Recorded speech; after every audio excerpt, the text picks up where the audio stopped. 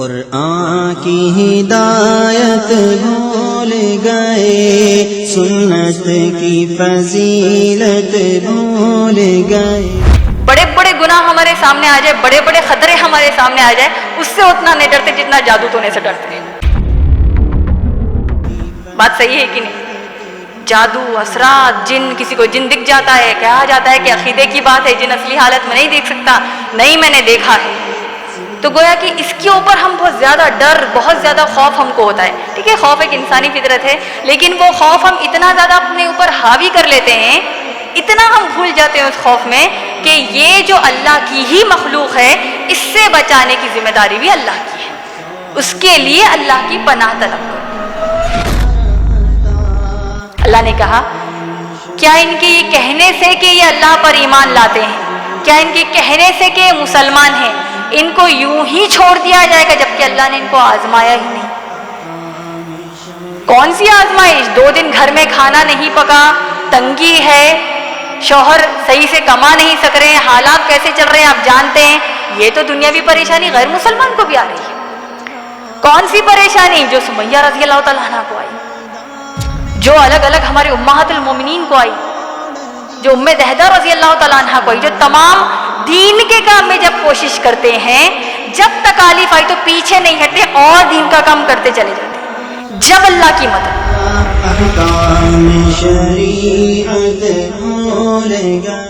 السلام علیکم ورحمۃ اللہ وبرکاتہ۔ انشاءاللہ میں ساریہ فاطمہ بنت جناب عمران آج کے اس IREF پر منعقد ہونے والے خواتین کے اجتماع کی میں ناظمہ رہوں گی۔ یہ اجتماع IREF کے شعبہ خواتین کی جانب سے منعقد کیا جا رہا ہے اور انشاءاللہ آج کی طرح ہر بار ہفتے کے دن ایسا ہی اجتماع منعقد ہوتا رہے گا۔ تو آئیے سب سے پہلے ہم قرآن مجید کے چند آیت کی تلاوت سے ہمارے اس اجتماع کی شروعات کرتے ہیں۔ تلاوت آپ سب کو محترمہ امۃ الاحد بنت جناب عمران سنائیں گے۔ السلام علیکم ورحمۃ اللہ وبرکاتہ۔ انشاءاللہ اب میں آپ سب کے سامنے سورہ فلق اور سورہ ناس کی تلاوت کروں گی۔ اعوذ باللہ من الشیطان الرجیم، بسم اللہ الرحمن الرحیم، قل اعوذ برب الفلق من شر ما خلق ومن شر غاسق اذا وقب ومن شر النفاثات في العقد ومن شر حاسد اذا حسد۔ بسم اللہ الرحمن الرحیم، قل اعوذ برب الناس ملک الناس الہ الناس من شر الوسواس الخناس الذي يوسوس في صدور الناس من الجنة والناس۔ جزاک اللہ خیر۔ السلام علیکم ورحمۃ اللہ وبرکاتہ۔ بسم اللہ الرحمن الرحیم۔ آپ سب کو میں IREF کے شعبہ خواتین کی جانب سے تہہ دل سے استقبال کرتے ہوئے IREF کا بنیادی تعارف دیتی چلوں۔ IREF یعنی Islamic research and educational foundation ایک اسلامی دعوتی ادارہ ہے جس کے بانی اور صدر جناب عمران ہیں۔ IREF کی بنیاد ہمارے اس دور کے سب سے مشہور اور معروف مبلغ دین شیخ احمد دیدات کے دعوتی کام کے نہج پر رکھا گیا ہے۔ شیخ احمد دیدات سے متاثر ہو کر جناب عمران نے اسلامی دعوتی کام کو IREF کے ذریعے سے شروع کیا۔ IREF Islamic research and educational foundation اپنے شہر حیدرآباد میں سن 1998 یعنی 1998 عیسوی میں حکومت ہندوستان سے اجازت لے کر شروع کیا گیا ہے۔ الحمدللہ IREF کا بنیادی مقصد ماشاءاللہ اسلام کی تبلیغ اور تشہیر کرنا ہے اور لوگوں کو اسلام کی دعوت پیش کرنا ہے۔ IREF کا نصب العین قرآن اور حدیث بافہم اور منہج صحابہ اکرام رضی اللہ عنہ ہے۔ آئیے اب میں آپ سب کو آج کی ہماری محترمہ امت المتین کا مختصر تعارف دوں گی۔ محترمہ امت المتین BSc جینیٹکس کی طالبہ تھی اور انہوں نے جب جولائی 2005 عیسوی یعنی 2005 میں جناب عمران سے دوسری بیوی کی حیثیت سے نکاح کیا تو اس کے بعد سے اللہ کی طرف سے یہ ممکن ہو پایا کہ IREF کے شعبہ خواتین کے ذریعے مقصود توجہ کے ساتھ خواتین میں دین اسلام کا دعوت کا کام کیا جاتا ہے۔ الحمدللہ آج اگرچہ کہ محترمہ امت المتین 5 بچوں کی ماں ہے، لیکن انہوں نے کبھی بھی اس بات کا احساس ہونے نہیں دیا کہ اولاد یا گھریلو ذمہ داری ایک عورت کو دعوت دین سے رکا سکتی ہے۔ ماشاءاللہ جناب عمران کی طرح محترمہ امت المتین انگریزی اور اردو میں تقاریر کرتی ہے اور ان کے تقاریر کے ویڈیوز جناب عمران کے ویڈیوز کے ساتھ آپ لوگ youtube.com/IREF ویڈیوز پر دیکھ سکتے ہیں۔ ماشاءاللہ اب میں محترمہ امت المتین سے گزارش کرتی ہوں کہ وہ اپنے درس قرآن کے لیے اسٹیج پر تشریف لائے۔ محترمہ امت المتین کے آج کے درس قرآن کا عنوان ہے جادو سے بچنے کی سب سے اہم دعائیں۔ ان الحمد للہ نحمده ونستعینه ونستغفره ونؤمن به ونتوکل علیہ ونعوذ باللہ من شرور انفسنا ومن سیئات اعمالنا فمن یهد اللہ فلا مضل له ومن یضلل فلا ہادی له واشهد ان لا الہ الا اللہ وحدہ ولا شریک له واشهد ان محمدا عبده ورسوله اما بعد فإن خیر الحدیث کتاب اللہ وخیر الہدی ہدی محمد صلی اللہ علیہ وسلم وشر الامور محدثاتها وکل محدثۃ بدعہ وکل بدعۃ ضلالہ وکل ضلالۃ فی النار اما بعد وقال اللہ تعالی فی القرآن المجید والفرقان الحمید اعوذ باللہ من الشیطان الرجیم بسم اللہ الرحمن الرحیم قل اعوذ برب الفلق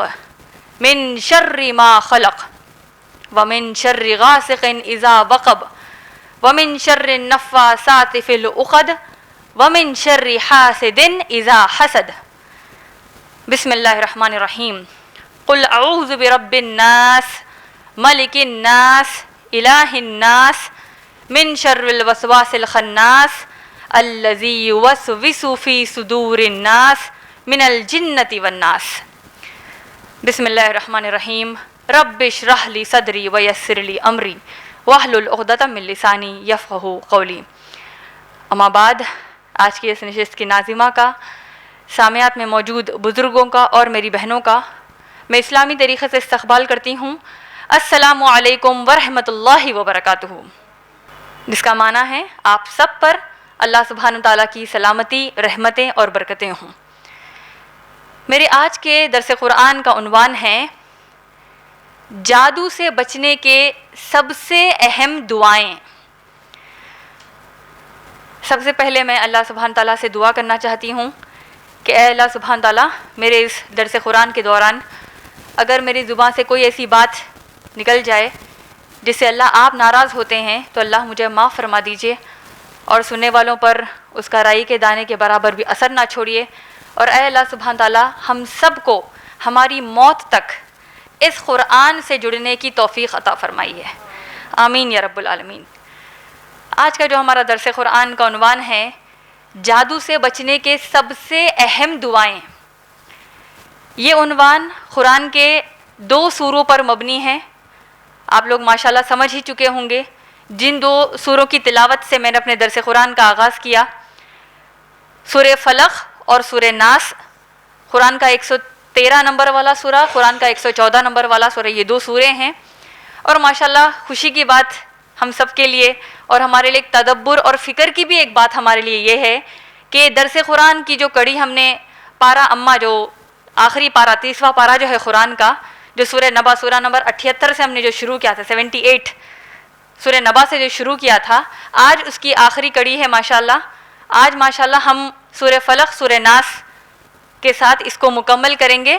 ایک اور اہم بات یہ بھی آپ کو بتاتی چلوں کہ سورہ فلق اور سورہ ناس کے اوپر جب انشاءاللہ ہم اس کے اوپر تبصرہ کریں گے، اس کے اوپر گفتگو کریں گے، ان دو صورتوں کے علاوہ انشاءاللہ سورہ کافرون اور سورہ نصر پہ بھی انشاءاللہ ہم گفتگو کریں گے، کیونکہ پچھلے ہفتوں میں وہ کسی وجہ سے ہم نے اس کو نہیں کیا تھا۔ تو جملہ 4 صورتوں پہ آج کا ہمارا درس قرآن ہے، انشاءاللہ اس کو آج ہم غور و فکر کرتے ہیں۔ تو آج کا جو عنوان ہے جادو سے بچنے کی سب سے اہم دعائیں، سب سے پہلے یہ 2 صورتوں پر انشاءاللہ ہم بات کریں گے، سورہ فلق اور سورہ ناس۔ سب سے پہلے دیکھتے ہیں سورہ فلق، سورہ نمبر 113 قرآن مجید کا۔ اللہ سبحانہ تعالیٰ نے یہ پیارا سورہ اللہ کے رسول صلی اللہ علیہ وسلم پر جب نازل کیا، اللہ کے رسول صلی اللہ علیہ وسلم نے صحابہ سے کہا، ایک صحابی مخصوص صحابی سے کہا، اے میرے صحابی، کیا تم جانتے ہو اللہ نے مجھ پر، یہ سورہ فلق اور سورہ ناس دونوں کے تعلق سے اللہ کے رسول صلی اللہ علیہ وسلم نے فرمایا، اللہ نے مجھ پر آج جو صورتیں نازل کی ہیں، ایسی صورت اللہ نے کبھی بھی نازل نہیں کی۔ اب تک جتنی قرآن نازل ہوئی ہے، یہ ایسی صورت اللہ نے مجھ پر کبھی نازل نہیں کی۔ اور اللہ کے رسول صلی اللہ علیہ وسلم نے سورہ فلق اور سورہ ناس کی تلاوت کی اور کہا کہ یہ سورہ اللہ نے اللہ کی پناہ مانگنے کے لیے، اللہ سبحانہ تعالیٰ کی پناہ میں آنے کے لیے یہ صورتیں اللہ سبحانہ تعالیٰ نے نازل کی ہے۔ ایک بڑی اہم بات بتا دوں، آپ اگر احادیث پر غور کریں گے، اللہ کی پناہ جو ہم مانگتے ہیں جادو سے بچنے کے لیے، نظر بد سے، بری نظر سے بچنے کے لیے، بے شمار آپ کو قرآن میں بھی دعائیں مل جائیں گی، اللہ کے رسول صلی اللہ علیہ وسلم کی بھی بے شمار احادیث مل جائیں گی۔ لیکن ان 2 سوروں کی تفسیر میں آتا ہے کہ اللہ کے رسول صلی اللہ علیہ وسلم جو بے شمار دعائیں اللہ سے مانگتے تھے نظر بد سے بچنے کے لیے، جب یہ معوذتین یعنی یہ جو 2 سورے جس میں ہم اللہ کی پناہ مانگ رہے ہیں جادو سے بچنے کے لیے، نظر بد سے بچنے کے لیے، سورہ فلق اور سورہ ناس کو اللہ کے نبی صلی اللہ علیہ وسلم نے نظر بد اور جادو سے بچنے کے لیے دعائیں کی۔ تو آج کے ہمارے عنوان کا جواب کیا ہوا؟ جادو سے بچنے کی سب سے اہم دعائیں کیا ہے؟ سورہ فلق اور سورہ ناس۔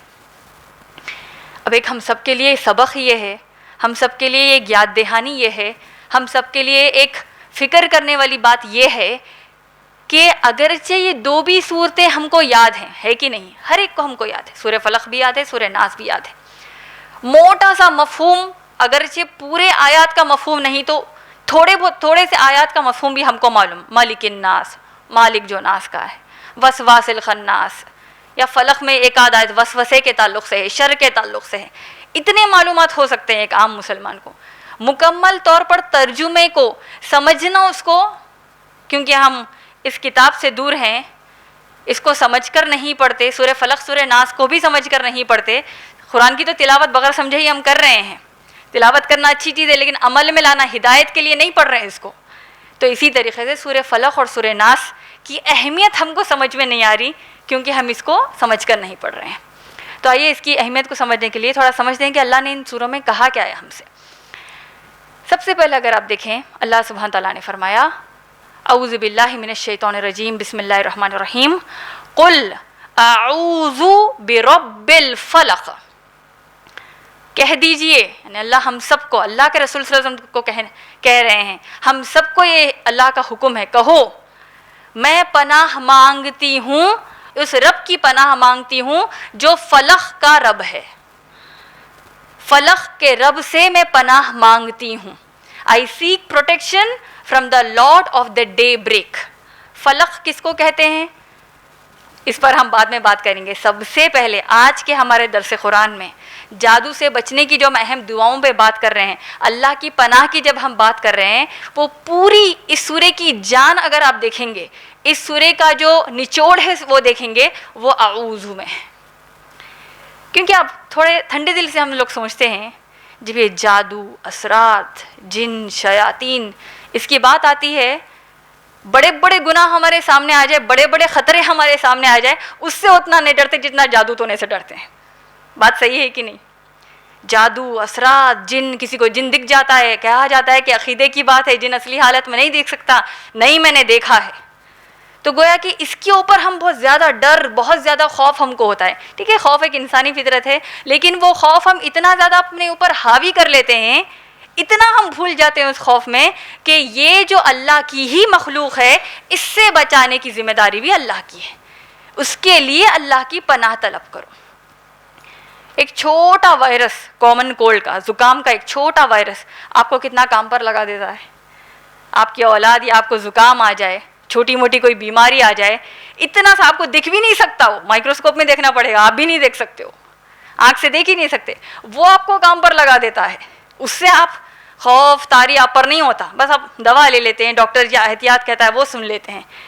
جن شیاطین جو بالکل بھی نہیں دکھتے ہم کو، ان سے ہم اتنا ڈرتے ہیں، جبکہ اللہ نے ان کو پیدا کیا اور اللہ ہی ہماری ان سے حفاظت کرتے ہیں. تو یہ تمام باتیں بتانے کا مقصد یہ ہے کہ اعوذ، اللہ سے پناہ طلب کرنے کے اوپر ہم مسلمانوں کا بہت زیادہ یہ عقیدہ مضبوط اعتبار سے ہونا چاہیے کہ چاہے وہ جن رہے، چاہے وہ شیطان رہے، چاہے وہ جادوگر کوئی حرکت کر دے، چاہے وہ عامل کا کوئی عمل ہو جائے، کوئی بھی ہم پر جادو ٹونے کی حرکت کرنے والے کوئی ہوں، یا کسی بھی قسم کے اثرات میں آپ مبتلا ہو جائیں، آپ کو لگتا ہے آپ پر اثرات ہے، آپ کو لگتا ہے آپ کے رشتہ داروں میں کسی پر ہے، آپ کے گھر میں اثرات ہیں، 1000 چیزوں کو آپ سامنے لا لیجیے اور ایک ہی چیز سوچیے، سورہ فلق، سورہ ناس، یہ 2 صورتیں آپ پڑھ لیں گے، اللہ کی پناہ میں آ جائیں گے، کوئی جن کوئی شیطان کچھ نہیں بگاڑ سکتا. اللہ کے رسول صلی اللہ علیہ وسلم نے سورہ فلق، سورہ ناس کو معوذتین کہا ہے. معوذتین اعوذ، یعنی اعوذ سے ہے، یعنی اللہ کی پناہ مانگنے والے 2 صورتیں. تو یہ 2 سوریں ہم کو پڑھنا چاہیے. ان 2 صورتوں کی اگر ہم فضیلت بیان کرنے لگ جائے تو اسی میں شاید وقت نکل جائے گا، لیکن مختصر میں آپ کو بتا دوں کہ اللہ کے رسول صلی اللہ علیہ وسلم کے الگ الگ احادیث کو جمع کرتے ہوئے شیخ بن باز رحمہ اللہ نے اپنے فتاویٰ کی کتاب میں کہا ہے، جس کا ذکر اسلام کی ہوئے کی جو ویب سائٹ ہے اس کے فتویٰ نمبر 2662 میں آیا ہے. شیخ بن باز رحمہ اللہ نے کہا ہے کہ کیسے ہم اس جادو سے بچ سکتے ہیں. اہم دعائیں سورہ فلق، سورہ ناس ہے. شیخ بن باز رحمہ اللہ نے کہا ہے کہ آپ ہر فرض نماز کے بعد قل هو اللہ احد، سورہ اخلاص، سورہ فلق، سورہ ناس تلاوت کیا کرو. چھوٹی صورتیں، کتنا ٹائم لگے گا اتنا ہم کو پڑھنا؟ اللہ کی پناہ چاہیے تو اتنا تو ہم کو کرنا ہی چاہیے انشاءاللہ. اس کے علاوہ فجر کی نماز کے بعد اور مغرب کی نماز کے بعد، یہ 2 اوقات ہیں، ان 2 اوقات میں قل هو اللہ احد یعنی سورہ اخلاص، سورہ فلق، سورہ ناس 3 مرتبہ 3 سوروں کی تلاوت کر لیجیے. سیکیورٹی کور آپ کو مل جائے گا اللہ کی طرف سے. اللہ کی طرف سے مل رہا ہے، سوچیے، اللہ کی طرف سے سیکیورٹی کور ہے تمام قسم کے شر سے. تو یہ اعوذ کا بڑا مختصر میں نے آپ کو بتایا، کیونکہ یہی اللہ کی پناہ مانگنے کی فطرت اللہ نے جو انسانوں کو دی ہے. اللہ سبحانہ تعالیٰ نے انبیاء کی نشانی اس قرآن میں بتائی کہ یوسف علیہ السلام اللہ سے پناہ مانگتے ہیں، موسیٰ علیہ السلام اللہ سے پناہ مانگتے ہیں. جب فرشتے مریم علیہ السلام کے پاس آئے، کیونکہ مریم علیہ السلام کو تو معلوم ہی نہیں تھا کہ یہ فرشتے ایسے ہوتے ہیں، فرشتے جب آئے مریم علیہ السلام کے پاس خوشخبری دینے کہ آپ کو عیسیٰ علیہ السلام بیٹا پیدا ہونے والا ہے، انہوں نے فوراً اللہ کی پناہ مانگی، کیونکہ ان کو نہیں معلوم تھا کیا ہو رہا ہے. انہوں نے سیدھا اللہ کی پناہ مانگی. اللہ نے ایسی پناہ دی کہ کائنات کی سب سے عظیم عورت مریم علیہ السلام کو بنا دیا. الگ الگ آپ انبیاء کے قصے دیکھیں گے قرآن میں، سب اللہ کی پناہ مانگ رہے ہیں. ہم سے یہ کمی ہو رہی ہے، ہم سب کرتے ہیں دنیا میں، ہر قسم کا پیندرا آزماتے ہیں، اللہ کی پناہ ہی صحیح طریقے سے نہیں مانگتے. تو آئیے دیکھتے ہیں اللہ نے کیا سکھایا ہم کو. قل اعوذ برب الفلق، میں پناہ مانگتی ہوں اللہ کی جو فلق کا رب ہے. فلق کس کو کہتے ہیں؟ ڈے بریک، یعنی دن جو شروع ہوتا ہے. اسی لیے آپ دیکھیں گے فجر کی نماز جو ہم پڑھتے ہیں، فجر کا وقت جس کو ہم کہتے ہیں، فلق اور فجر کے تقریباً ایک معنی ہیں. یعنی رات کا اندھیرا ہوتا ہے، تاریکی ڈارکنس جو ہوتی ہے، اس ڈارکنس کو، اس اندھیرے کو پھاڑ کر سورج نکلتا ہے، سورج کی روشنی آ جاتی ہے، دن شروع ہو جاتا ہے. صبح اسی لیے کہا جاتا ہے اس کو. تو فلق ڈے بریک یعنی دن کو، کسی چیز کو کسی چیز میں سے پھاڑ کر نکلنا، اس کو فلق کہا گیا ہے.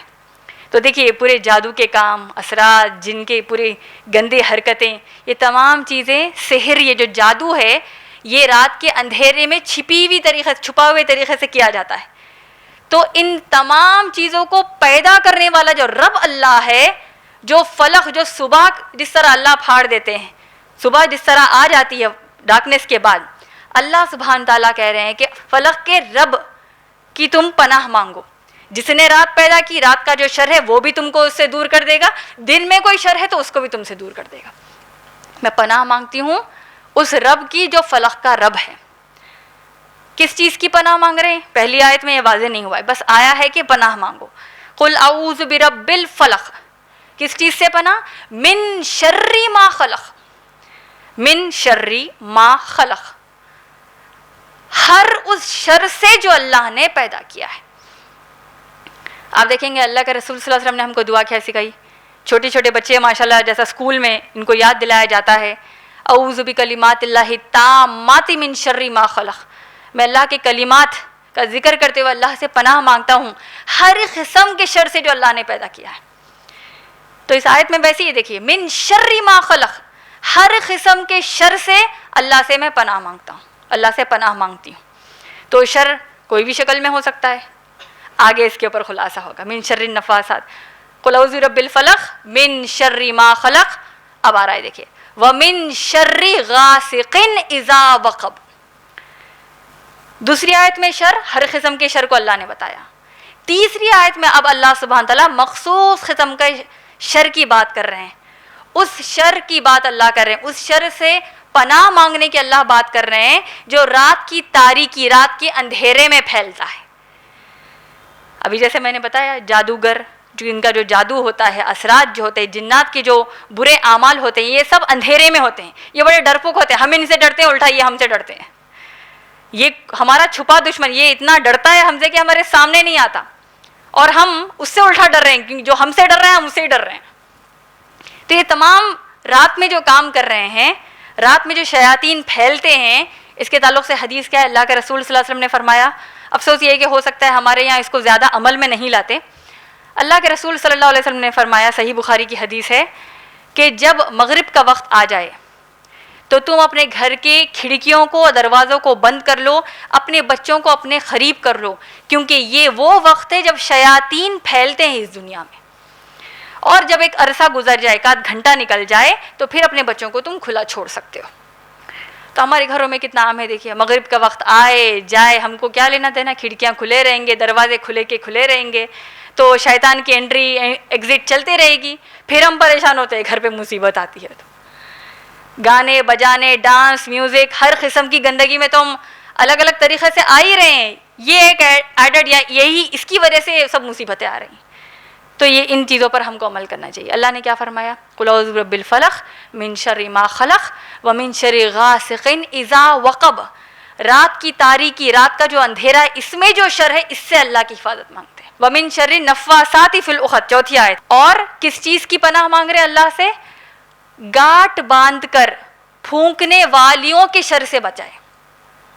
تو یہاں پر ذکر جادوگرنیوں کے بارے میں ہو رہا ہے.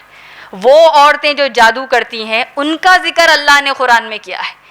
کیسے یہ لوگ جادو کرتی ہیں؟ گھاٹ یعنی نوٹ باندھ کر اس پر پھونکتی ہیں تاکہ لوگوں پر جادو ہو. تو اللہ نے خود کہا ہے کہ ایسے جادو سے، یا ہر قسم کی جادو سے، ایک مخصوص تو بتا دیا گیا ہے، اس سے پناہ اللہ سے مانگو. کیونکہ اللہ کے رسول صلی اللہ علیہ وسلم کے دور میں اس طریقے سے کیا جاتا تھا. اب الگ الگ طریقوں سے جادو کیا جا رہا ہے. جادو کیسے ہوتا ہے؟ دیکھیے ہمارا آج یہ کوئی کورس نہیں ہے، جادو کرنا سیکھنا نہیں ہے، نعوذ باللہ، یہ بہت بڑا کفر ہے، اسلام سے خارج ہونے کا ایک بڑا گناہ ہے یہ جادو کرنا. لیکن ایک چیز طے ہے کہ جادو ہوتا کیسا ہے، یہ ایک بنیادی بات ہم کو جاننا ضروری ہے. جو انسان جادو کرتا ہے، جو شیطان یا جن اس کو سکھاتا ہے کہ تم یہ حرکت کرو، یہ عمل کرو، جو شیطان کہتا ہے وہ انسان کرتا ہے، جادوگر کرتا ہے تاکہ اس کا مقصد پورا ہو جائے. تو شیطان ہر قسم کی نافرمانی اس جادوگر کو سکھاتا ہے. تم ایسے کرو گے تب تمہارا کام کروں گا. ٹھیک ہے، ایک میاں بیوی میں پھوٹ ڈالنا ہے، گھر میں لڑائی جھگڑے کرنا ہے، تم فلاں گندا عمل کر لو تب جا کر میں تمہارا کام کروں گا، اور وہ کام انجام ہوتا ہے. بڑی افسوس کی بات ہے، بڑی تکلیف کی بات ہے کہ کیسے جادوگر، نعوذ باللہ، جو عامل ہوتے ہیں، جادوگر ہوتے ہیں، کس طریقے سے وہ لوگ گندے گندے کام کرتے ہیں آپ جانتے ہیں. اس میں سے ایک اگر میں بتا دوں تو ہمارے رونگٹے کھڑے ہو جائیں گے. قرآن کو نعوذ باللہ من ذالک، جو انسان بیت الخلاء میں جو غلاظت سے خارج ہوتا ہے، اس سے اس کو لکھا جاتا ہے استغفر اللہ. یعنی ہر وہ چیز جس سے شیطان خوش ہو جائے عامل یا جادوگر کر لیتے ہیں، اپنے کام کو انجام دے دیتے ہیں. تو ایسے جادو سے، ہر قسم کے جادو سے اللہ نے کیا سکھایا ہے؟ یہ سورہ کی تلاوت کرو، اس کو خوب پڑھتے رہو، ہر قسم کے جادو سے تم بچ جاؤ گے. قل اعوذ برب الفلق من شر ما خلق ومن شر غاسق اذا وقب ومن شر النفاثات فی العقد ومن شر حاسد اذا حسد. اور حسد کرنے والے کی سے ہم پناہ مانگتے ہیں اللہ کی جب وہ حسد کرتا ہے. اب یہ دیکھیے ایک اوپن سیکرٹ اس کو ہم کہہ سکتے ہیں، یعنی کھلا، یہ کیا ہے؟ یہ ایک کھلا راز ہے. اگرچہ مردوں میں بھی حسد جلن ہوتی ہے، ہم عورتوں میں، اللہ میں ہماری حفاظت کرے، ہم کو معاف کرے، عام طور پر ہمارے اندر بھی حسد جلن بہت زیادہ ہو جاتی ہے. کسی کے شوہر 20,000 مہینے کو کماتے ہیں، کسی کے 50,000 کماتے ہیں، تو 20,000 والی کو اتنی تکلیف ہو جاتی ہے کہ وہ حسد کرنے لگتی ہے، اس کا شوہر میرے شوہر سے بڑھ کے کماتا ہے. کوئی انڈیا میں ہے، کسی کا شوہر امریکہ میں ہے، تو امریکہ والے سے اب حسد ہو جائے گا کہ ٹھیک ہے وہ تو امریکہ میں، ٹھیک ہے میرا بھی دن آئے گا. اللہ کے رسول صلی اللہ علیہ وسلم نے ہم کو کیا سکھایا؟ جب تمہارے مسلمان بھائی، تمہارے مسلمان بہن کے پاس کوئی ایک نعمت دیکھ لو تو اللہ سے دعا کرو کہ اللہ اس میں برکت دے اور اللہ آپ کو بھی عطا کرے، اس کی دعا کر لو. حسد جلن میں کیا رکھا ہے؟ کیوں ہم جلتے ہیں؟ آپ سے زیادہ کوئی ہماری بہن خوبصورت ہے تو اس میں جلنے کی کیا بات ہے؟ اللہ نے آپ کو ایسے پیدا کیا، ان کو ویسے پیدا کیا، ہر ایک کے لیے امتحان ہے. ان کو خوبصورتی دے کر ان کے لیے امتحان ہے، آپ کو ویسی خوبصورتی نہیں دیا وہ آپ کے لیے امتحان ہے. آپ کو پیسہ دیا ہے، سامنے والی کو پیسہ نہیں دیا، آپ کے لیے پیسہ امتحان ہے، ان کے لیے پیسہ امتحان نہیں ہے، ان کے لیے بھی پیسہ نہیں رہنا امتحان ہے. تو ہر طریقے سے آپ دیکھیں گے یہ حسد جلن ہم کو نہ صرف اللہ کی اہم عبادتوں سے دور کر رہی ہے، ہم کو ان عبادتوں کے ذریعے اپنے مقصد میں کامیاب اللہ کے لیے ہونے سے دور کر رہی ہے. تو اس کے اوپر ہم کو غور کرنا ہے. تو نہ حسد کریں گے، اور اگر کوئی ہم سے حسد کر رہے ہیں تو اس کے حسد سے بچنے کے لیے دعا کریں گے. سورہ فلق ماشاءاللہ بڑے مختصر میں نے آپ کو بتایا ہے. اب دیکھتے ہیں سورہ ناس، آخری سورہ قرآن مجید کا ترتیبی اعتبار سے، کرونالوجیکل اعتبار سے. اللہ سبحانہ تعالیٰ نے فرمایا اعوذ باللہ من الشیطان الرجیم بسم اللہ الرحمن الرحیم قل اعوذ برب الناس. کہہ دیجئے میں پناہ مانگتی ہوں اس اللہ سے جو انسانوں کا رب ہے. پناہ مانگنے کے اوپر ایک اور بڑی اہم بات آپ کو بتا دوں. آپ دیکھیں گے قرآن مجید کی جب ہم کوئی سورت پڑھتے ہیں، کوئی سورہ پڑھتے ہیں، شروعات کس سے کرتے ہیں؟ اعوذ باللہ من الشیطان الرجیم. پناہ ہم اللہ کی پناہ میں پہلے آتے ہیں کیونکہ ہم کو اس قرآن سے ہدایت لینا ہے، شیطان سے ہم کو بچنا ہے، اس کے بھٹکاوے سے ہم کو بچنا ہے، تو پہلے اللہ کی پناہ چاہیے. اللہ نے سورہ نحل سورہ نمبر 16 کے آیت نمبر 98 میں اللہ نے کیا کہا کہ جب تم اس قرآن کی قرات پڑھو تو سب سے پہلے اللہ کی پناہ طلب کرو شیطان سے بچنے کے لیے. تو اب دیکھیے سورہ ناس میں کیا ہوا؟ اللہ نے کسی قسم، اللہ سبحانہ تعالیٰ نے کیا کہا؟ دعا کرو کہ میں پناہ مانگتی ہوں رب الناس. الناس کا رب ہے، انسانوں کا رب ہے. قل اعوذ برب الناس ملک الناس، انسانوں کے مالک کی، الہ الناس، انسانوں کے معبود کی. دیکھیے 3 آیات میں اللہ کی 3 اللہ سبحانہ تعالیٰ نے صفات بیان کیے ہیں. دیکھیے 3 آیات، 3 نشانیاں ہیں. یہ وہ رب ہے جنہوں نے انسانوں کو بھی پیدا کیا، جنات کو بھی پیدا کیا، شیاطین کو بھی پیدا کیا. وہ مالک ہے جو جج کرے گا، جو انصاف قائم کرے گا انسانوں میں، جنات میں، شیاطین میں، سب میں. اور پھر الہ الناس جو معبود ہے، جس کی عبادت تم کرتے ہو. کس چیز سے؟ من شر الوسواس الخناس. یہ بڑا اہم پہلو ہے. دیکھیے 3 اللہ کے صفات بیان کیے جا رہے ہیں. کس چیز کی پناہ کے لیے؟ من شر وسواس الخناس. وسوسے جو شیطان ہم کو ڈالتا ہے اس سے ہم پناہ مانگ رہے ہیں. وسوسہ کتنی خطرناک چیز ہے. آپ دیکھیے اپنا جائزہ لیجئے کس قدر ہم وسوسوں میں. اس کی ایک چھوٹی مثال خود سیرت کی سے دے دیتی ہوں. سیرت النبی صلی اللہ علیہ وسلم کا ایک واقعہ اگر آپ کو سنا دوں گی تو انشاءاللہ ہمارے لیے آج کے معاشرے میں چاہے کتنی بھی گندگی ہو، ہم کو کیسے مسلمانوں کے بارے میں حسن ظن، اچھا خیال رکھنا چاہیے، اور ہر بات کو شک میں اور سامنے والے کے اوپر شک میں آنے کی ہم کو ضرورت نہیں ہے. یہ گناہ ہے ہمارے لیے ہر بار ایسا شک کرتے رہنا، وسوسے آنا دماغ میں. اللہ کے رسول صلی اللہ علیہ وسلم مسجد نبوی میں تھے، اعتکاف میں تھے. ہماری ام المومنین صفیہ رضی اللہ تعالیٰ عنہ اللہ کے رسول صلی اللہ علیہ وسلم کی جو زوجہ ہیں، ہماری ام المومنین ہیں، اللہ کے رسول صلی اللہ علیہ وسلم سے ملاقات کرنے آتی ہیں. اللہ کے رسول صلی اللہ علیہ وسلم صفیہ رضی اللہ تعالیٰ عنہ کے ساتھ پھر مسجد سے باہر آتے ہیں تاکہ صفیہ رضی اللہ تعالیٰ عنہ کو گھر تک چھوڑ دیں. راستے میں دیکھتے ہیں کہ 2 صحابہ ہیں ٹھہرے ہوئے ہیں. جیسے ہی صحابہ کی نظر اللہ کے رسول صلی اللہ علیہ وسلم پر پڑتی ہے اور دیکھتے ہیں کہ ساتھ میں کون ہے، ساتھ میں صفیہ رضی اللہ تعالیٰ عنہ ام المومنین، وائف ہے، زوجہ ہیں. اب دیکھیے اس زمانے میں آج ہم جیسا حجاب کرتے ہیں، یعنی ایسا ہمارا برقع، ایسا ہمارا حجاب ہے کہ حجاب پہنا جاتا ہے زینت کو چھپانے، ہمارا حجاب ہی زینت والا ہو گیا. حجاب میں بھی پہچان سکتے ہیں کہ کون کیا ہے بول کر، کون پہچان کیا ہے جان سکتے ہیں ہم. اس قدر ہم آج حجاب کر رہے ہیں، جبکہ حجاب ہے تاکہ آپ پہچاننے میں نہ آئیں. تو دیکھیے سبحان اللہ، صحابہ نے دیکھا ہی نہیں کہ وہ صفیہ رضی اللہ تعالیٰ عنہ ہے، کہ اللہ کے رسول صلی اللہ علیہ وسلم کی زوجہ ہے. صحابہ نے جیسے صحابہ کی نظر، یہ 2 صحابہ کی نظر صفیہ رضی اللہ تعالیٰ عنہ نبی صلی اللہ علیہ وسلم کے اوپر پڑی، وہ لوگ تھوڑی تیزی سے کسی اور طرف جانے لگے، کیونکہ کہیں اور جا ہی رہے تھے. جیسے ہی دیکھا کچھ اور تیزی سے جانے لگے. اللہ کے رسول صلی اللہ علیہ وسلم نے دونوں کو بلایا، کہا کہ آہستہ چلو، تیز مت چلو، اور ادھر اور بلایا. اللہ کے رسول صلی اللہ علیہ وسلم نے سلام کیا، صحابہ نے جواب دیا اور کہا کہ یہ صفیہ رضی اللہ تعالیٰ عنہ ہے. یعنی انٹروڈکشن دے رہے ہیں کہ دیکھو یہ صفیہ ہے رضی اللہ تعالیٰ عنہ. صحابہ نے کہا سبحان اللہ، تمام بڑائی اللہ کے لیے، اللہ کے رسول صلی اللہ علیہ وسلم، یعنی آپ کو ہمارے کو نعوذ باللہ من ذالک صفائی دینے کی ضرورت ہی نہیں ہے، ہم کچھ گمان ہی نہیں کر سکتے کہ آپ کسی کے ساتھ. سبحان اللہ کے رسول صلی اللہ علیہ وسلم، آپ ایسا کیوں کر رہے؟ ایک دم تعجب میں آ گئے. اللہ کے رسول صلی اللہ علیہ وسلم نے کہا، کیوں بتایا کہ یہ صفیہ رضی اللہ تعالیٰ عنہ ہے؟ کیونکہ انسان کے دل میں جو وسوسے آتے ہیں، انسان جو شک کرتا ہے، جو وسوسے انسان کے دل میں آتے ہیں، اللہ کے رسول صلی اللہ علیہ وسلم نے فرمایا کہ جس طرح خون تمہاری رگوں میں دوڑتا ہے، شیطان تمہارے جسم میں ویسا دوڑتا ہے. تو اسی لیے واضح کر دیا کہ یہ بیوی ہے، صفیہ رضی اللہ تعالیٰ عنہ ہے. تو اس کا کیا معنی ہوا؟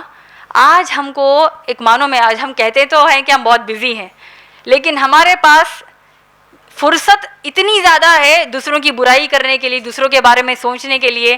کوئی لڑکی ہے کسی لڑکے کے ساتھ کالج سے گھر کو جا رہی ہے، کہیں بائک پر جا رہی ہے، تو اب کیا کہیں گے؟ ٹھیک ہے دیکھو ڈیٹنگ کر رہے ہیں، نعوذ باللہ، عاشقی کر رہے ہیں، نعوذ باللہ. معلوم پڑا کہ بھائی بہن ہے، بھائی بہن کو لینے آیا اور گھر کو چھوڑ رہا. کیوں؟ رشتہ داروں میں، دوست احباب میں الگ الگ اعتبار سے وسوسے. کوئی ایک حرکت ہے شوہر اچھائی میں بھی کرے گا، بیوی کو لگے گا نہیں کچھ تو گڑبڑ ہے ان کے پاس، اب کچھ تو ان کا چکر چل رہا ہے، نعوذ باللہ. کوئی مسئلہ ہی نہیں ہوتا، بس ایک وسوسہ آ گیا دماغ میں. شوہر کا بھی سیم، شوہر بھی بیوی کے بارے میں شاید ویسے ہی سوچ لے. یعنی بھروسہ ہے ایک دوسرے پر، لیکن یہ جو وسوسے ہیں شیطان کے، جو لڑائی تک لے کر جا سکتی ہے، بربادی تک لے کر جا سکتی ہے، آپ کی زندگی برباد ہو سکتی ہے اس سے بچنے کے لیے اللہ نے کیا سکھایا؟ قل اعوذ برب الناس ملک الناس الہ الناس من شر الوسواس الخناس. ان وسوسوں سے جب وہ چلے جاتے ہیں، اس کا خناس کا معنی کیا بتایا گیا؟ ابن عباس رضی اللہ تعالیٰ عنہ نے فرمایا کہ انسان کے ساتھ یہ جو شیطان لگا ہوا ہے، بھٹکاتا ہے، یہ برائی کرو، یہ برائی کرو، یہ برائی کرو، ہر قسم کی برائی. اچھا برائیوں میں کیا کیا برائیاں ہوتی ہیں؟ اگر آپ سے کہا جائے کہ دیکھیں ہم جو یہاں بیٹھے ہیں، ہم کو حجاب اچھا لگتا ہے، ہم اپنی مرضی سے پہنتے ہیں، یہ عبادت ہے حجاب پہننا. آپ ہماری جیسی ذہنیت کے لوگوں کو انشاءاللہ ثم انشاءاللہ شیطان یہ نہیں بھٹکا گیا کہ برقع اتارو، بھائی کیا پہنے یہ برقع چھوڑو. اس کو معلوم ہے ہم اس سے نہیں بھٹکیں گے.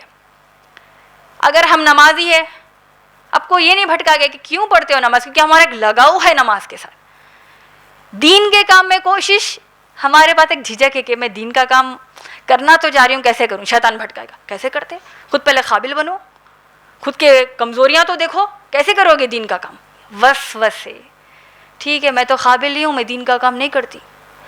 کسی غیر مسلمان کو آپ اسلام کی دعوت دینا چاہ رہی ہیں، لیکن آپ کو آ گیا نہیں، اپنی نمازوں کو پہلے دیکھو، خود کو پہلے. ہم کہتے ہیں نا جو دین کا کام کرتے ہیں ان کے لیے خود کے گھر والوں کے اسٹیٹمنٹس کیا ہوتے ہیں؟ خود پہلے اچھے بنو، دوسروں کو کیا بول رہا ہے. تو انسانوں سے بھی وسوسے ہیں، شیاطین سے بھی وسوسے ہیں. یہ وسوسے ہی ہوئے.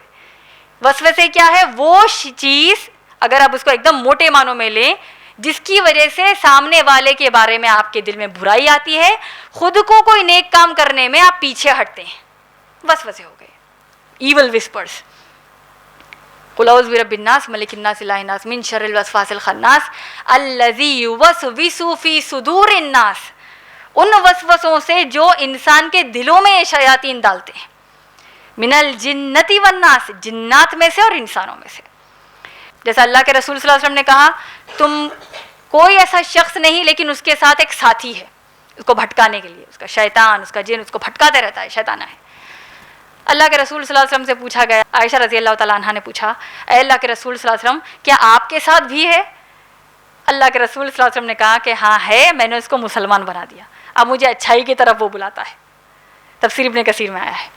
اس کا مطلب کیا ہوا؟ ہر ایک کے ساتھ دیکھیے ہمارے پاس یہ 2 فرشتے یہاں ہیں اچھائی برائی لکھنے کے لیے، کرام کاتبین ہیں. اس کے علاوہ ہمارے آگے ہمارے پیچھے 2 فرشتے اللہ نے اپوائنٹ کیے ہماری حفاظت کے لیے. اس کے ساتھ ساتھ اللہ نے ایک شیطان بھی مقرر کیا ہے ہمارے لیے. تو اللہ سبحانہ و تعالیٰ نے جب کہا ان وسوسوں سے بچو، جب وہ وسوسہ ڈالتا ہے اور چلے جاتا ہے، چلے کب جاتا ہے شیطان ہم سے آپ جانتے ہیں؟ جب تک آپ شیطان کی پیروی کرتے ہیں، جو شیطان نے کہا کرتے جائیں گے کرتے جائیں گے کرتے جائیں گے. اللہ کا ذکر جب آپ کرتے ہیں شیطان میرا کام بننے والا نہیں ہے چھوڑ کر چلے جاتا ہے. نماز کے ذریعے، قرآن کی تلاوت کے ذریعے، قرآن پر غور و فکر کرنے کے ذریعے، ایسی محفل میں بیٹھنے کے ذریعے جہاں آپ اللہ کا ذکر کر رہے ہیں، شیطان دور کوسوں دور آپ سے ہو جاتا ہے. پھر آپ برائی پر آ جاؤ، پھر آپ کے قریب آ جاتا ہے. اس کی ایک چھوٹی مثال وسوسے، یہ جنات شیاطین سے ہو گئے. انسانوں کے وسوسے کیسے ہوتے ہیں دیکھ لیجیے آپ. آج کا ہمارا دور کیسا ہے؟ جو دکھتا ہے وہ بکتا ہے. آج ہم کو تعریف سننا ہے ہماری، ہم چاہتے ہیں کہ ہمارا نام ہو، چھوٹا ہی صحیح موٹا ہی صحیح، لیکن ہماری تعریف دنیا میں ہو. اسی کا نام فیس بک، انسٹاگرام، واٹس ایپ ہے. آپ کوئی جگہ کھانے کو جائیں، آپ کیا برگر کھا رہی ہیں اس کی فوٹو لے کر آپ کو ڈالنا ہے کیونکہ میں آ گئی ہوں. ہسبینڈ وائف کی فوٹوز ہے، ریلیٹیو فرینڈس کی فوٹوز ہے، کوئی شادی کی دعوت ہے اس کی فوٹوز ہے.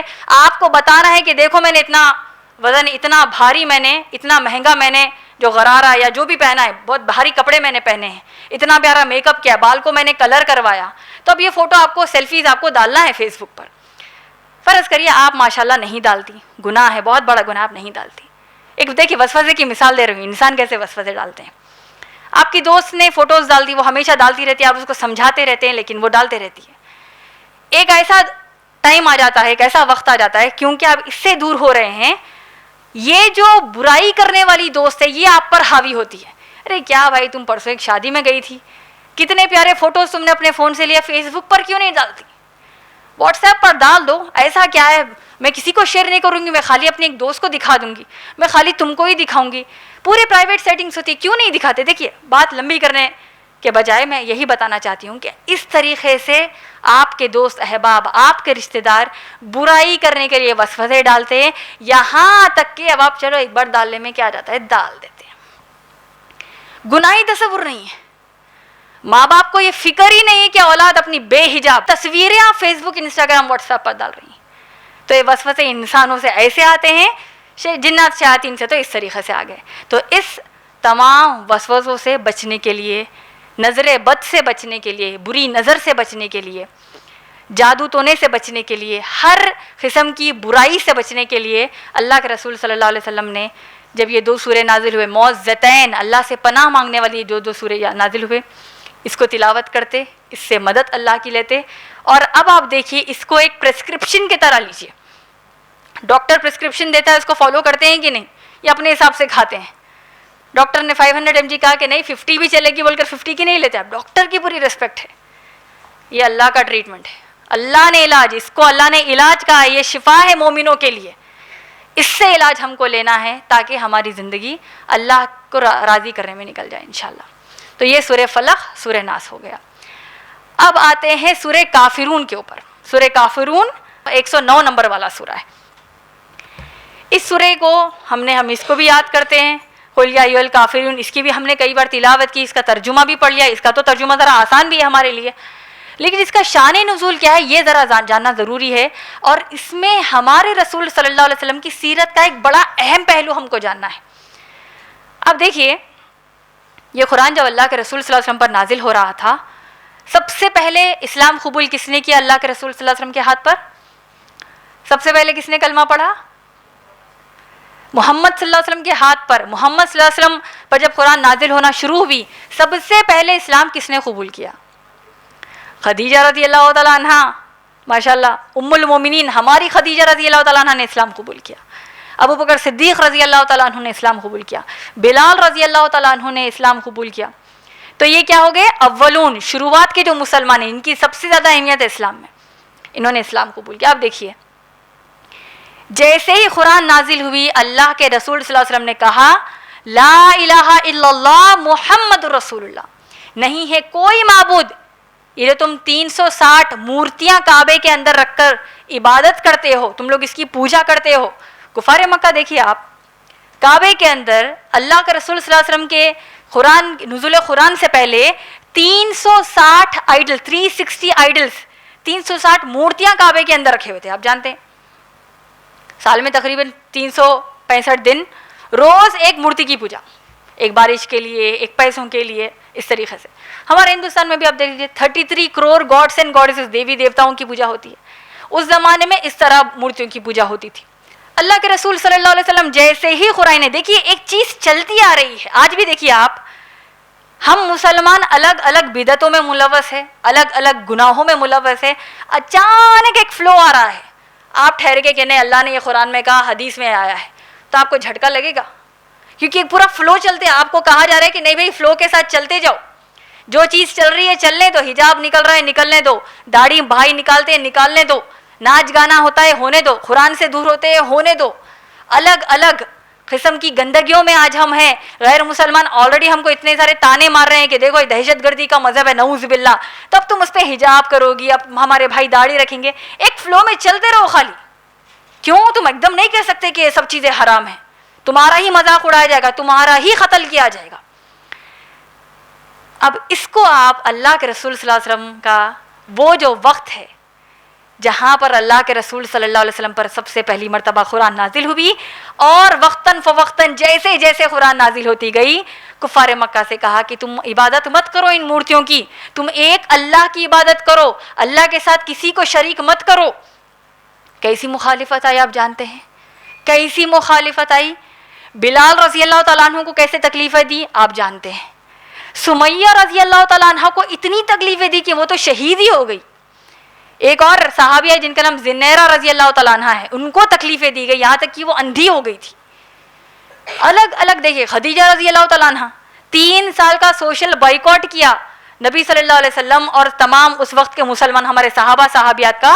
اس تکلیف میں 3 سال شیبہ کی وادی میں قید کر دیا گیا ہمارے صحابہ صحابیات کو. پانی نہیں، کھانا نہیں، کچھ نہیں. اتنی تکلیف کے بعد خدیجہ رضی اللہ تعالیٰ عنہ کا انتقال ہوا بعد میں. تو جب تمام تکلیفیں چل رہی، کیوں چل رہی تھی بولیے آپ؟ کفار مکہ کی ضد کیا تھی؟ ہم تکلیف نہیں دیں گے، بس یہ لا الہ الا اللہ محمد رسول اللہ کی بولی چھوڑ دو. ہر قسم کا پینترا انہوں نے آزمایا، نہیں چھوڑا ہمارے صحابہ صحابیات نے. تو اب انہوں نے ایک پلاننگ کی. دیکھیے سورہ کافرون کا شان نزول آپ کو بتا رہی ہوں. انہوں نے پلاننگ کی، تمام سردار جمع ہوئے اور انہوں نے پلاننگ کی کہ کام کرتے ہیں تھوڑا ایک کمپرومائز، اللہ کے رسول یہ جو محمد ہے صلی اللہ علیہ وسلم، ان کے ساتھ ایک کمپرومائز کرتے ہیں. ان کو کہتے ہیں جا کر، کیا کہا انہوں نے؟ ایک مصالحت، ایک ڈائلاگ، ایک اگریمنٹ ہوا. دیکھو محمد صلی اللہ علیہ وسلم، ہم آج ایک معاہدے کے ساتھ آپ کے پاس آئے ہیں، ایک پروپوزل لے کر آئے ہیں. آپ تو کہہ رہے ہیں کہ لا الہ الا اللہ محمد رسول اللہ، اس کو نہیں چھوڑیں گے، ہم ہماری بت پرستی تو نہیں چھوڑیں گے. تو ایک کام کرتے ہیں، نہ آپ کی نہ میری، 1 سال ہم صرف اللہ کی عبادت کرتے ہیں اور 1 سال ہم صرف بت پرستی کریں گے. نہ آپ کو تکلیف ہوگی نہ ہم کو تکلیف ہوگی. تو یہ ملاوٹ ہے اسلام میں ہمارے پاس. آج جو مسلمان غیر مسلمان دوست کو برا نہیں لگنے کے لیے ہیپی کرسمس کہہ دیتا ہے، غیر مسلمان کو برا نہیں دکھنے کے لیے اس کو ہیپی دیوالی کہہ دیتی ہے، اس بات کو سمجھ جائے کہ ہم ان کو برا بھلا نہیں کہیں گے، ان کے معبودوں کو برا بھلا نہیں کہیں گے، کیونکہ اللہ نے خود قرآن میں کہا ہے سورہ انعام میں کہ ان کے معبودوں کو برا بھلا مت کہو، ان کو تم ایسے تکالیف مت دو جس سے کہ وہ دین سے دور ہو جائیں. لیکن ایک بات طے ہے، آپ کے اوپر کوئی زبردستی نہیں، لا اکراہ فی الدین، آپ کو ہم زبردستی نہیں کریں گے اسلام میں داخل ہونے کے لیے. آپ کے بتوں کی پوجا تو ہم نہیں کریں گے. تو جیسے ہی کفار مکہ کا یہ دعویٰ ہوا، انہوں نے کہا ٹھیک ہے 1 سال ہم صرف اللہ کی عبادت کریں گے، کوئی بت پرستی نہیں، اس کا بعد کا جو سال ہوگا ہم بت پرستی کریں گے. کیسا کمپرومائز ہے؟ جیسے ہی یہ بات کفار مکہ نے کہی، اللہ نے سورہ کافرون نازل کیا. قل یا ایھا الکافرون، اے نبی صلی اللہ علیہ وسلم کہہ دیجئے اے کافروں. اور ایک بڑی اہم بات بتا دوں، کافر یہ گالی نہیں ہے، کافر یہ ایک ابیوزو ورڈ نہیں ہے جس سے ہم غیر مسلمان کو تکلیف دینے، ان کو گرانے کے لیے نعوذ باللہ ہم یہ لفظ استعمال نہیں کرتے. یہ میڈیا میں، کیونکہ میڈیا آلریڈی، میڈیا کے کافی سیکشنز ہیں جو اسلام کے خلاف بات کر رہے ہیں، انہوں نے کیا کیا، کافر کو ایک گالی کی طرح پیش کر دیا نعوذ باللہ، اگرچہ کافر گالی نہیں ہے. اگر آپ سے کوئی کہے آپ مسلمان ہیں، آپ کو غیر ہندو کہہ دیا تو آپ برا مانیں گی کیا؟ آپ ہندو نہیں ہیں، نان ہندو ہیں، آپ نان کرسچن ہیں. تو اسی طریقے سے جو اللہ کی عبادت کرتے ہیں وہ مسلم ہیں، جو اللہ کی عبادت نہیں کرتے وہ نان مسلم ہیں. نان مسلم کو عربک میں کافر کہا گیا. وہ جو کفر کرتا ہے، ڈس بلیو کرتا ہے، اللہ کی عبادت نہیں کرتا. جب آپ انشاءاللہ کسی غیر مسلمان سے بات کریں، ان کو بتائیں کہ کافر کا اتنا ہی معنی ہے، آپ کو گرانے کے لیے نہیں ہے. تب اللہ نے اس میں کیا بتایا، قل یا ایھا الکافرون، کہہ دو ان سے اے کافروں. ان میں کون کون آ گئے؟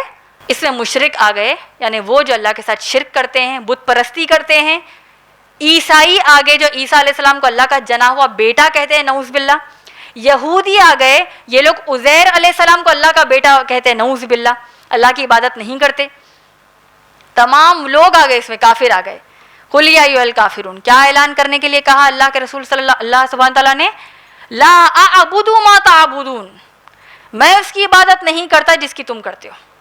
ولا انتم عابدون ما اعبد، اور تم اس کی عبادت نہیں کرتے جس کی میں کرتا ہوں. ولا انا عابد ما عبدتم، اور میں ہرگز اس کی عبادت نہیں کروں گا جس کی تم کرتے ہو. ولا انتم عابدون ما اعبد، اور تم عبادت نہیں کرتے جس کی میں کرتا ہوں.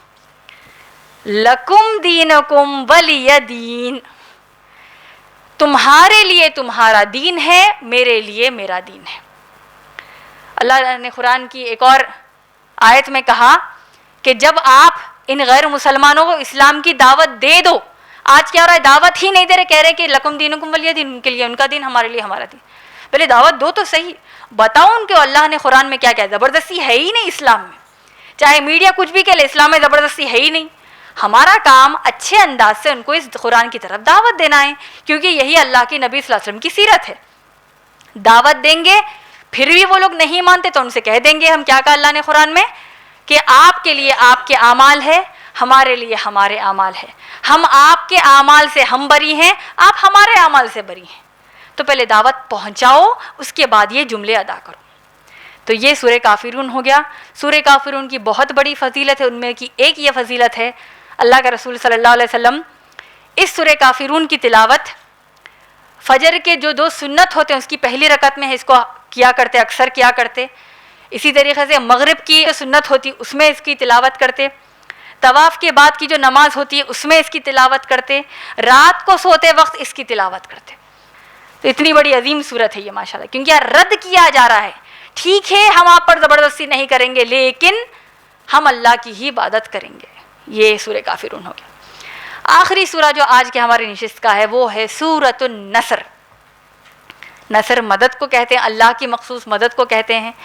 یہ سورہ نصر کو ماشاءاللہ ایک ذاتی طور پہ میں نے اس کو آخری میں لینا اسی لیے پسند کیا کیونکہ ابن عباس رضی اللہ تعالیٰ عنہ کا قول ہے کہ یہ اللہ کے رسول صلی اللہ علیہ وسلم پر سب سے آخری سورت محمد صلی اللہ علیہ وسلم پر نازل ہوئی. اس کے چند دن کے بعد، چند عرصے کے بعد اللہ کے رسول صلی اللہ علیہ وسلم کا انتقال ہو گیا، اللہ کے رسول صلی اللہ علیہ وسلم کی وفات ہوئی. اس سورے کے بارے میں اگر ہم بات کریں، ایک بڑی اہم روایت آپ سب کے سامنے پیش کر دوں جس سے سمجھ میں آ جائے کہ اس سورے میں ہم کو معلوم کیا کرنا ہے، اس سورے سے سیکھنا کیا ہے. اللہ نے کیا فرمایا، اعوذ باللہ من الشیطان الرجیم، بسم اللہ الرحمن الرحیم. اذا جاء نصر اللہ والفتح، جب آ جائے اللہ کی مدد اور فتح. مدد فتح 2 الگ چیزیں ہیں. یہاں پہ اللہ کی مدد سے ہی تو فتح ملی ہے. تو جیسے اللہ کی مدد آئی اور فتح ملی، کیا آپ دیکھتے ہیں اذا جاء نصر اللہ والفتح، تو یہ کس کے لیے خوشخبری ہے؟ آپ بولیے. اللہ کے رسول صلی اللہ علیہ وسلم کے لیے ہے. 23 سال اللہ کے رسول صلی اللہ علیہ وسلم پر یہ قرآن نازل ہو رہی ہے.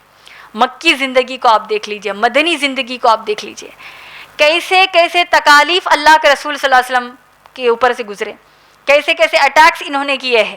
عزت پر اٹیک کیا, نعوذ باللہ, عائشہ رضی اللہ تعالیٰ عنہ پر تہمت باندھی.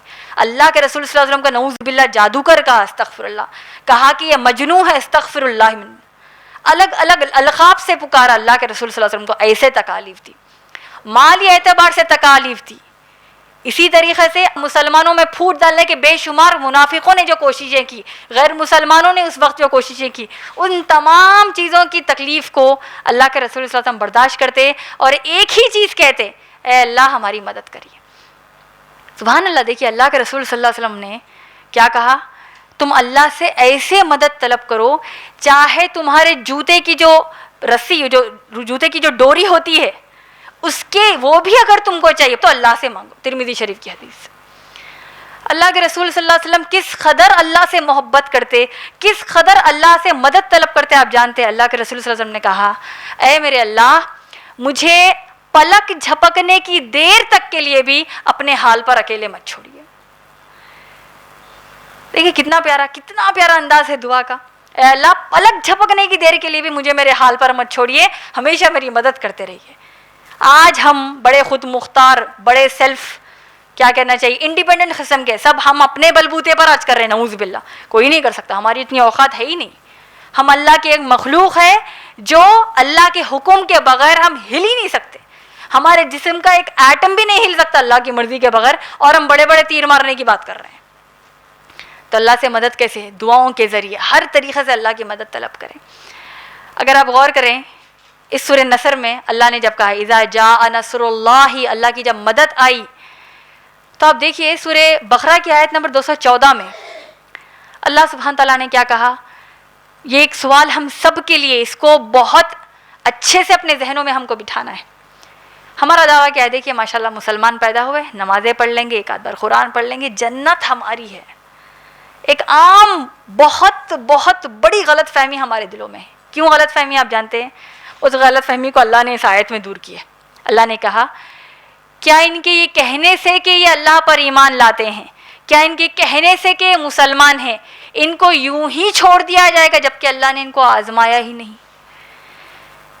کون سی آزمائش؟ 2 دن گھر میں کھانا نہیں پکا, تنگی ہے, شوہر صحیح سے کما نہیں سک رہے ہیں, حالات کیسے چل رہے ہیں آپ جانتے ہیں. یہ تو دنیاوی پریشانی غیر مسلمان کو بھی آ رہی ہے. کون سی پریشانی؟ جو سمیہ رضی اللہ تعالیٰ عنہ کو آئی, جو الگ الگ ہمارے امہات المومنین کو آئی, جو ام دہدہ رضی اللہ تعالیٰ عنہ کو آئی, جو تمام دین کے کام میں جب کوشش کرتے ہیں, جب تکالیف آئی تو پیچھے نہیں ہٹتے اور دین کا کام کرتے چلے جاتے جب اللہ کی مدد. تو سورہ بقرہ کی آیت نمبر 214 میں کیا کہا؟ اللہ نے کہا کہ یہ لوگ اللہ سے مدد, ان کو ایسے آزمایا جائے گا, یہاں تک کہ رسول ایمان والوں کے ساتھ, اللہ کے رسول صلی اللہ علیہ وسلم کی بات کی جا رہی ہے, جبکہ رسول ایمان والوں کے ساتھ پکار اٹھیں گے اللہ کو, اے اللہ آپ کی مدد کب آئے گی؟ جنگ احزاب, جنگ خندق, الگ الگ یہ جو جنگ ہوئے ہیں, شیبہ کی وادی کا واقعہ, ہر قسم کی ایسی تکلیف, کئی دنوں سے کھانا پانی نہیں, پتے چبا جنگ لڑ رہے ہیں. کس کے لیے؟ اس قرآن کو غالب کرنے کے لیے. آج ہم ایک آیت جا کر غیر مسلمان کو نہیں سناتے. غیر مسلمان تو بہت دور کی بات ہے, خود کیا ہمارے گھر میں ہی عمل نہیں ہوتا ہے, تو غیر مسلمان کو کیسے بتائیں گے؟ تو اللہ نے کیا کہا جب اللہ کے رسول صلی اللہ علیہ وسلم نے کہا اے اللہ آپ کی مدد کب آئے گی؟ اللہ نے قرآن میں کہا کہ اللہ کی مدد قریب ہے. آئی نہیں ابھی, اتنی تکلیف میں ہے, لیکن اللہ کی مدد قریب ہے. یہ اللہ کا انداز ہے, یہ اللہ کی مصلحت اللہ ہی جانتے ہیں. ہم چاہتے ہیں, دیکھیے عام طور پر ہماری جو چھوٹی چھوٹی بڑی بڑی دعائیں ہوتی ہیں ہمارے زندگی کے تعلق سے, ہم ایک دعا گڑ گڑا کر اللہ سے کرتے ہیں, کہتے ہیں کہ اللہ کاش میرا کام بن جاتا, اللہ آپ کے لیے کیا بڑی بات ہے, اللہ اس کو قبول کر لیجئے. کئی ایسے ہمارے زندگی میں حالات آ جاتے ہیں کہ ہم اپنے گھٹنے ٹیک دیتے ہیں اور خوب اللہ سے گڑ گڑا کر دعا کرتے ہیں, پھر بھی آپ اس مسئلے سے باہر نہیں نکلتے, اس تکلیف سے باہر نہیں نکلتے. تو یاد کر لیجئے اللہ کے رسول صلی اللہ علیہ وسلم کو. ذاتی زندگی میں ایک آدھ پریشانی میں ہم اوپر نیچے ہو جاتے ہیں, اللہ کے رسول صلی اللہ علیہ وسلم کو ذاتی پریشانیوں کے ساتھ ساتھ اس قرآن کو غالب کرنے کے اوپر جو سب سے بڑی بڑی پریشانیاں آئیں, اس میں بھی اللہ کو نہیں چھوڑے, اور اللہ سے دعا کرتے رہے اللہ مدد کیجیے مدد کیجیے. اور ایک عرصے کے بعد جب اللہ کی مدد آئی, اذا جاء نصر اللہ والفتح, کیسی اللہ کی مدد آئی؟ فتح کے ذریعے, وکٹری کے ذریعے, کامیابی کے ذریعے. اس آیت کی تفسیر میں آتا ہے یہاں فتح سے مراد فتح مکہ ہے. 10 سال مکے میں نکلے, پھر تقریباً 13 سال مدینے میں نکلے, اب پھر ایک عرصے میں ان 13 سال میں آخری کے حصے میں جب مکہ فتح کرنے گئے, کیسی فتح دیکھیے, کیسے ہجرت کر کے اللہ کے رسول صلی اللہ علیہ وسلم کو ان کفار مکہ کے ظلم و ستم سے بچنے کے لیے اللہ نے حکم دیا کہ آپ ہجرت کرو. اللہ کے رسول صلی اللہ علیہ وسلم نے ہجرت کی. اتنے سارے ان کے ساتھ غزوات ہوئے, اتنے ساتھ ان کی جنگیں ہوئی, اور پھر ایک ایسا وقت آیا صحابہ کے ساتھ اللہ کے رسول صلی اللہ علیہ وسلم جب فتح مکہ, مکے کو جب فتح کرنے گئے, تمام کے تمام کفار جنہوں نے صحابہ کے ماؤں کا قتل کیا ہے, بیویوں کا قتل کیا ہے, گندی گندی حرکتیں انہوں نے الگ الگ مقامات پر کی ہیں تکلیفیں دینے کے لیے, یہ سب جو انہوں نے کیا ہے, قتل و غارت گری عام کر دی, عزت اچھالنا ان کفار مکہ نے عام کر دیا, اتنے حالات برے کر دیے. اور اب جب صحابہ اللہ کے رسول صلی اللہ علیہ وسلم کے ساتھ مکے میں داخل ہونے آئے پوری فورس کے ساتھ, پورے کفار مکہ نے اپنے گھٹنے ٹیک دیا, اب کچھ بھی نہیں کر سکتے. تو صحابہ نے کیا کہا, الیوم یوم الملحمہ, اے اللہ کے رسول صلی اللہ علیہ وسلم یہ تو دن آج ہوا میں گوشت اڑانے کا, ملحمہ جن کے ٹکڑے کرنے کا دن ہے. اتنی تکلیفیں تھی, دین کا کام کر رہے تھے, اتنی بڑی تکلیفیں تھی. اللہ کے رسول صلی اللہ علیہ وسلم نے کہا لا نہیں, الیوم یوم المرحمہ, آج کا دن رحم کرنے والا دن ہے. اتنی بڑی فتح اللہ نے دی. اور آپ جانتے ہیں کیسے غالب آئے اللہ کے رسول صلی اللہ علیہ وسلم فتح مکہ میں. یہ واحد واقعہ ہے, آپ دیکھیں گے مخصوص واقعہ اللہ کے رسول صلی اللہ علیہ وسلم کی سیرت کا, جہاں پر اتنی بڑی فتح, دیکھیے اتنی بڑی فتح مکے کی ہوئی جس میں ایک بوند خون کا بھی نہیں بہا. بڑے بڑے غیر مسلم ہسٹورینز اس بات کو کوٹ کرتے ہیں کہ اتنی بڑی فتح ہوئی, اتنی بڑی کامیابی ملی, اور ایک ڈراپ بلڈ بھی نہیں جس میں آیا. اتنی بڑی اللہ سبحانہ تعالیٰ نے فتح دی. تو یہی ہے اذا جاء نصر اللہ والفتح. اور جب فتح مل گئی اللہ کے رسول صلی اللہ علیہ وسلم کو, اب دیکھیے کیا ہوا, ورأیت الناس, کیا آپ نہیں دیتے کہ کیسے انسان, ورأیت الناس یدخلون فی دین اللہ افواجا, کیا تم نہیں دیکھتے کہ کیسے انسان اللہ کے دین میں داخل ہو رہے ہیں, فوج در فوج, در فوج, یعنی گروپس میں انسان داخل ہو رہے ہیں اسلام میں. آج بھی آپ دیکھ لیجیے پوری تہمتوں کو, پورے ہر قسم کے تکلیفیں جو میڈیا میں دے رہے ہیں اسلام کو بدنام کرنے کے لیے. اس کے علاوہ Islam fastest growing religion of the world ہے, سب سے تیزی سے پھیل رہا ہے. کیوں کہ لیظہرہ علی الدین کلہ, یہ تمام جو باطل ادیان ہے اس پہ غالب ہونے ہی والی چیز ہے, اللہ نے قرآن میں کہا. تو یہ فوج در فوج داخل ہو رہے ہیں. دیکھو آپ نے کتنی محنت کی, مکے میں 10 سال نکالے, مدینے میں اتنے سال, آپ نے 13 سال تقریباً نکال دیے. اور اب آپ دیکھیے کیسے اس کا رزلٹ کیسے آ گیا. حجۃ الوداع کے موقع پر آپ دیکھتے ہیں تقریباً 1,24,000 صحابہ جمع ہو گئے, وہ ہیرے ہماری امت کے, وہ اللہ کے رسول صلی اللہ علیہ وسلم کے پیارے صحابہ صحابیات. کیسی محنت اللہ کے رسول صلی اللہ علیہ وسلم نے کی. لیکن آپ جانتے ہیں اللہ نے کیا بتایا, محنت سے نہیں دیا گیا. یہ آپ نے محنت کی, آپ کو آزمانے کے لیے آپ کو میں نے محنت کی, آپ نے محنت کی, آپ اپنی جنت کے لیے کر رہے ہیں, یہ آپ کو اللہ کو راضی کرنے آپ نے یہ کیا, لیکن آپ کی محنت سے آپ کو چیز نہیں مل سکتی. یہ مسلمان کا عقیدہ ہے. کیوں؟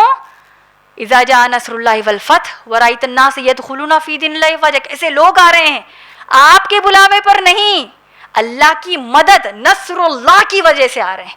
وہ نصر اللہ میں آپ کے زبان میں وہ اثر, آپ کے اعمال میں وہ اثر ہو گئے آپ, کیونکہ اب اللہ کے نیک بندے ہیں, اللہ سبحانہ تعالیٰ نے وہ اثر کیا. اور اللہ نے پھر کیا کہا, اب آپ کا کام کیا ہے.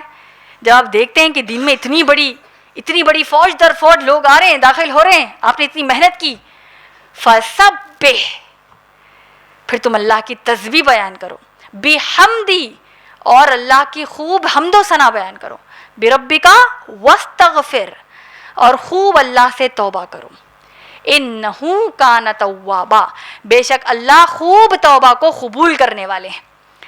عائشہ رضی اللہ تعالیٰ عنہ فرماتی ہیں کہ جیسے ہی یہ سورہ اللہ کے رسول صلی اللہ علیہ وسلم پر نازل ہوا, اللہ نے کہا کہ تسبیح بیان کرو, حمد و ثنا بیان کرو, استغفار کرو. اللہ کے رسول صلی اللہ علیہ وسلم بڑے کثرت سے وفات تک، انتقال تک اللہ کے رسول صلی اللہ علیہ وسلم یہ کہتے، کیا کہتے؟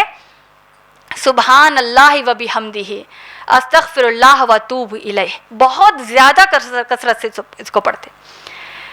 اس سورہ کی سب سے خاص بات آپ دیکھیں گے، ابن عباس رضی اللہ تعالیٰ عنہ فرماتے ہیں جب ان سے پوچھا گیا، عمر رضی اللہ تعالیٰ عنہ نے پوچھا کہ تم اس سورہ نصر کے بارے میں کیا کہتے ہو؟ ابن عباس رضی اللہ تعالیٰ عنہ نے کہا کہ یہ سورہ کے بارے میں اللہ کے رسول صلی اللہ علیہ وسلم نے فرمایا کہ اللہ نے میری وفات کا اعلان کیا ہے. فرام دس سورہ، یہ سورہ جب نازل ہوا، اللہ سبحانہ تعالیٰ has announce my death for me. جو زندگی کا مقصد پورا کرنا تھا اللہ کی مدد سے پورا ہو رہا ہے ماشاءاللہ. اللہ مجھے جنت الفردوس دیں گے، میں خوب اس کی دعائیں کر رہا ہوں. اب میری موت، میری انتقال کا وقت قریب ہے. اللہ کے رسول صلی اللہ علیہ وسلم نے فرمایا، عائشہ رضی اللہ تعالیٰ عنہ سے کہا کہ اللہ سبحانہ تعالیٰ نے کہا کہ میری امت میں ایک نشانی ہے، جب تم وہ نشانی دیکھ لو گے تو پھر اللہ کی تسبیح خوب بیان کرنا، خوب اللہ کی حمد و ثنا بیان کرنا اور خوب توبہ کرنا. وہ نشانی کیا تھی؟ کہ جب تمہارے پاس لوگ فوج در فوج اسلام میں داخل ہوں گے، سمجھ جانا کہ اب اللہ کی تسبیح بیان کرنا ہے اور اللہ سے ملاقات کا وقت قریب آ چکا ہے. یہ سورہ نازل ہونے کے ہی سال میں اللہ کے رسول صلی اللہ علیہ وسلم کی وفات ہو گئی، اللہ کے رسول صلی اللہ علیہ وسلم کی رخصت ہو گئی، اس دنیا سے رخصت ہو گئی. تو دیکھیے اس قرآن کے پیغام کو پھیلانے کے لیے پیارا رسول اللہ صلی اللہ علیہ وسلم نے دن رات، جس کو ہم دیکھتے ہیں نا عام طور پر ہمارے والد کے بارے میں ہم کہتے ہیں، دوسرے ان انسانوں کے بارے میں کہتے ہیں جو خوب محنت کرتے ہیں، خون پسینہ ایک کر دیتے ہیں، 2 کوڑی کی دنیا کے لیے ہم کر رہے ہیں، جس کو چھوڑ کے جانا ہے. آپ چھوڑ کر جائیں گے، دوسرے لوگ اس کا فائدہ اٹھا لیں گے. لیکن اللہ کے رسول صلی اللہ علیہ وسلم نے جو محنت کی ہے وہ آخرت کے گھر کے لیے کی ہے. کیسی اس قرآن سے محبت ہونی چاہیے. دیکھیے ایک صحابیہ جن کا نام ام ایمن رضی اللہ تعالیٰ عنہ ہے، وہ بڑی بزرگ عمر کی، زیادہ بوڑھی عمر کی ہماری صحابیہ ہیں. اور ان صحابیہ کی ایک مخصوص بات یہ ہے کہ انہوں نے اللہ کے رسول صلی اللہ علیہ وسلم کو ان کے بچپن میں بہت زیادہ پالا، بہت عرصے تک ان کو پالا، ان کا خیال رکھا ماں کے ساتھ، آمنہ بی بی آمنہ کے ساتھ.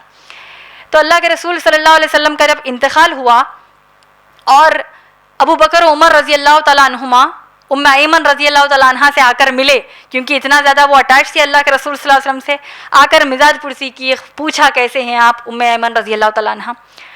جیسے ہی ابو بکر و عمر رضی اللہ تعالیٰ عنہما ام ایمن رضی اللہ تعالیٰ عنہ کے ساتھ اللہ کے نبی صلی اللہ علیہ وسلم کو یاد کرتے ہیں، کچھ واقعہ یاد کر لیا، کچھ یاد کر لیا. جو ام ایمن رضی اللہ تعالیٰ عنہ ہیں وہ بہت زیادہ رونے لگتی ہیں، بہت زیادہ روتی ہیں. ابو بکر صدیق رضی اللہ تعالیٰ عنہ اور عمر رضی اللہ تعالیٰ عنہ تھوڑے پریشان ہو جاتے، کہتے ہیں کہ کیوں آپ اتنا رو رہی ہیں، کیا آپ کو یقین نہیں ہے؟ دیکھیے خول، دیکھیے کیسا ایمان ہے صحابہ کا. اے میری ماں، اے ام ایمن رضی اللہ تعالیٰ عنہ، کیا آپ اتنا نہیں جانتی ہیں؟ کیا آپ کو اس بات پر ایمان نہیں ہے کہ اب جو اللہ کے رسول صلی اللہ علیہ وسلم جس مقام پر ہے وہ اس دنیا کے مقام سے بہتر ہے؟ دیکھیے اس سے، دیکھیے عمر رضی اللہ تعالیٰ عنہ کتنی محبت کرتے ہیں محمد صلی اللہ علیہ وسلم سے، ابو بکر صدیق رضی اللہ تعالیٰ عنہ کتنی کرتے ہیں. کیا کہا؟ اس سے بہتر مقام پہ اے میری ماں ام ایمن، پھر بھی آپ اتنا کیوں رو رہی ہیں؟ ام ایمن رضی اللہ تعالیٰ عنہ نے کہا کہ اے میرے بچوں، میں محمد صلی اللہ علیہ وسلم کی وفات کے اوپر نہیں رو رہی ہوں، میں اس بات پر رو رہی ہوں کہ جب میرا بچہ، جب محمد صلی اللہ علیہ وسلم اس دنیا میں تھا، اللہ اپنے کلام کو نازل کرتے تھے. اب میں تکلیف میں ہوں کہ اللہ کا کلام ہی نہیں نازل ہو رہا ہے کیونکہ اللہ کے رسول صلی اللہ علیہ وسلم کی وفات ہو گئی. یہ اٹیچمنٹ اس کلام سے تھا. آج اس قرآن کی ہمارے پاس مفہوم ہے، اس کی عربی ہم جانتے ہیں، اس کے مفہوم کو ہم پڑھتے ہیں، تفاسیر پڑھتے ہیں، بیانات سنتے ہیں، سب کرتے ہیں، دل میں اثر نہیں ہوتا ہے. تو ہم کو اب کیا کرنا چاہیے؟ شیاطین سے، جنات سے، ان وسوسوں سے، انسانوں کے اندر جو ہمارے پاس وسوسے، ان سب سے بچ کر خوب اللہ سے دن رات اللہ سے دعائیں کرتے ہوئے یہ دعا کریے، اہدنا الصراط المستقیم. اے اللہ صحابہ صحابیات محمد صلی اللہ علیہ وسلم کو جیسا آپ نے سیدھا راستہ بتایا، ہم کو سیدھے راستے پر محمد صلی اللہ علیہ وسلم کی طرح، صحابہ کی طرح قائم کر دیجیے. ان تمام باتوں کو کہتے ہوئے میں آپ سب سے آخری میں ایک ہی بات کہتی ہوں کہ اس قرآن سے جڑنا ہی ہمارا مقصد اللہ نے اس قرآن میں بتایا ہے. تو جڑنے کا معنی ایک آدھ بار سننا نہیں، اس کو روز عمل کرنا ہے. اب ہم سب کو ایک ذمہ داری اللہ کی طرف سے ہے، یہ پہلے نہیں معلوم تھا، جہالت میں تھے، اب معلوم ہو گیا، اب اس کو عمل میں لانا ہے. جتنی باتیں آج آپ نے سنی، ایک دو باتیں تو ہم کسی اور کو جا کر بول سکتے ہیں، وہ کسی اور کو بولے گی. یہی انشاءاللہ ہم کام کریں گے. اللہ سے دعا کرتے ہیں کہ جب ہم یہ نیکیاں کر رہے ہیں، اسی نیکیوں میں ہم کو اللہ اسی حالت میں ہم کو موت دے. آمین. اللہ سے دعا کرتی ہوں کہ اللہ ہم تمام کی محنت کو قبول کرے اس درس قرآن کے دوران جو ہم نے کی ہے ماشاءاللہ، اور ہمارے عیبوں پر پردہ ڈالے، ہمارے گناہوں کو معاف کرے. وآخر دعوانا الحمدللہ رب العالمین. سبحان اللہ و بحمدہ، سبحانک اللہم و بحمدک، ونشہد ان لا الہ الا انت، استغفرک و اتوب الیک. قرآن کی ہدایت بھول گئے، سنت کی فضیلت بھول